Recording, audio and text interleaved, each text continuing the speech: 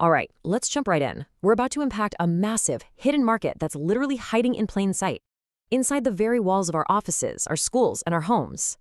We're going to break down how a global rulebook and some innovative new data are about to completely change how our buildings live and breathe. Just think about that for a sec. What if the building you're in right now was smart enough to sense a wildfire plume moving down your specific street, and it could automatically seal itself up to protect you? It sounds like something out of a sci-fi movie, right? But here's the thing, it's not. The technology is here. The only thing that's been missing is the right kind of data. So to really get what's going on here, we first need to talk about this incredibly powerful organization in the building world that, honestly, you've probably never even heard of. Its name is ASHRAE. And when I say powerful, I mean it. Its influence is just staggering. ASHRAE isn't just some American society, it's a global force. We're talking about members operating in 132 countries. Its standards shape the buildings we all live and work in, everywhere from Singapore to San Francisco. So what is ASHRE anyway? Well, it was founded way back in 1894, and it's basically the invisible rulebook for how buildings do everything, how they breathe, how they heat up, cool down, and how much energy they use. But here's the crucial part. These aren't just polite suggestions. These standards get adopted directly into building codes and actual laws all over the world. Their whole mission is to create a healthy and sustainable world for us to live in.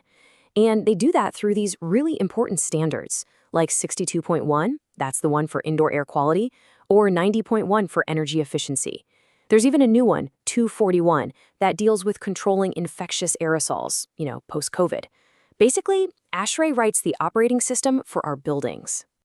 But, and this is a huge but, here's the central conflict of our story. This incredibly powerful, globally used operating system, it has a fundamental, critical flaw. For years, it's been flying completely blind. I mean, what happens when that super sophisticated rulebook is making decisions based on totally incomplete information? It's kind of like trying to navigate a busy city with a map that's 10 years old and only shows the major highways. You're gonna miss a lot. This slide just lays out the problem perfectly.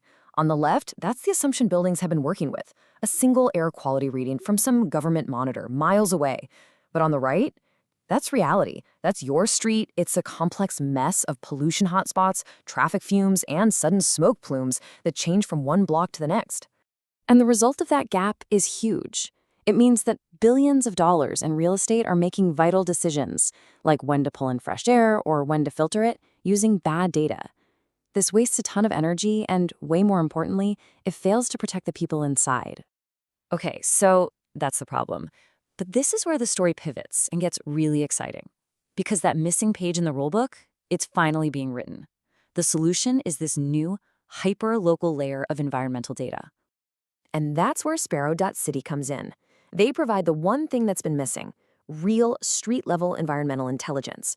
We're talking about hourly, actually measured data on the most critical pollutants, particulate matter like PM2.5, gases like NO2, even noise and temperature, all delivered through a simple API right into a building's control system.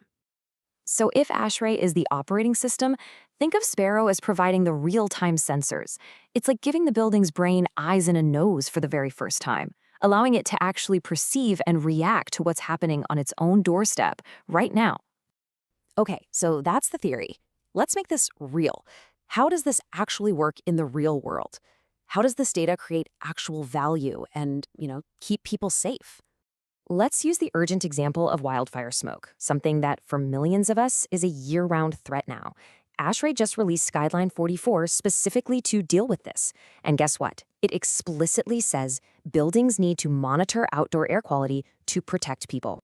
And this illustrates the process perfectly. So, step 1, Sparrow's API is feeding real-time PM2.5 data to the building. Step 2, it detects a smoke plume arriving at the building's specific address, not just in a general area.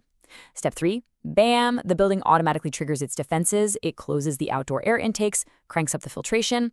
And step 4, the most important one, the people inside are protected from that harmful smoke. The rulebook is finally connected to reality. And look, this isn't just about one use case like wildfires.